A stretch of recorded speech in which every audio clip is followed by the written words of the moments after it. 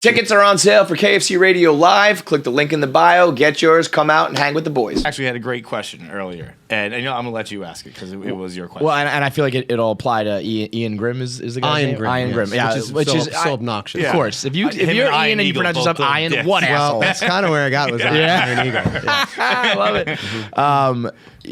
I feel like every time any of you guys talk about your characters on Sunny, it comes with, like, of course, this disclaimer of like, oh, they're awful, they're disgusting, they're arrogant, they're selfish, they're rude.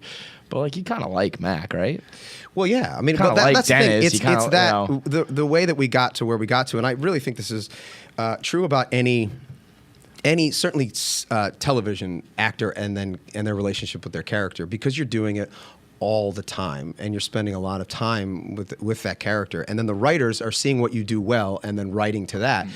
There are aspects of your own personality, right, that are on display, and then because that's what you know how to do, and then you're just taking the most extreme versions of that and then putting it on screen, right? So it's like, yes, I would never behave the way that Mac does, but it's almost like I have this opportunity to exercise all of like my darkest, get it out, right? And so that it gives me the opportunity to then do that when between action and cut, and then I can say whatever I want, right? And then after that, I'm like, wow, I feel much better. It's like exercising or something. It is kind of what we do. But like we get on the podcast and just say whatever the fuck we want. Like I see the show and I see the gang and I hear that they're awful, but I see that, I'm like, I'd love to hang out with those people. And I think it says bad things about me as a person, because like I know we'd get along and have fun. I didn't know if Rob McElhenney and I would. Yeah, I think we have. Yeah. But I knew me and Mac would. Yeah. Like I knew we would. I think that does speak to us more than them. Well, look, I do hear that a lot, and I think that the joke is always like, oh, well, then you're a psychopath as well. But I don't think that's true. I think that the reason that people have been able to watch it for 14 years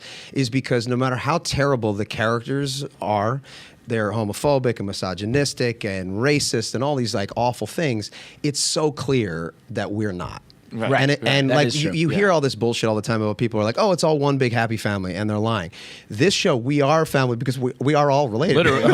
We're getting married to one another. We're all like, and we have, because we've been together for 15, 16 years, and I knew those guys for another 3 years before that. We're all best friends.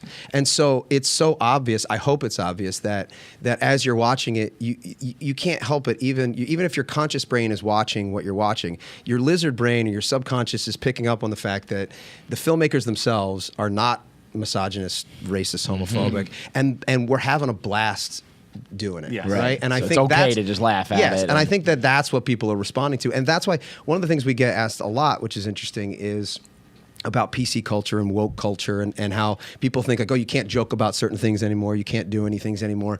And I think that's bullshit. I mean, clearly we're still doing it, right? And we take no heat. And in fact, we double down almost in a lot of ways. I mean, we did an episode a couple years ago now when it was really like woke culture was really hitting and everyone was like nervous that you couldn't do the things that we were doing. And we were like, well, how do we double down? I'm like, what if we do an episode that's a musical where we all turn into black people, right? For the episode. And how is that going to play? Yes. But that was part of it, right? Like that was part of it. And I think that the reason that we quote unquote get away with it is because the audience knows what we're doing. They know where our heart is. They know what the intention is, and they know that, like, at the end of the day, for as horrific as the behavior of the characters are, that what we're saying as a show is literally the complete opposite. And anybody who believes that they can't say or do what they used to be able to do are just fucking hacks, and they don't realize that. Yeah, you can't tell racist jokes anymore, but you shouldn't have been telling racist jokes in the first place, right? But there's a way to tell a joke that lives in the world of racism because we have to. That's how we get by as human beings, and that's how we like deal with difficult aspects of the human condition in our culture is by joking about it. That is incredibly well said. And I've been trying to say that and failing at it for so long, and I just come off like an idiot every time. That's it. Be creative, be funny. Cheers to that, man. All right, thanks for watching. Make sure you subscribe, like, and leave a comment below. Click that button. Or I'll cut off my finger.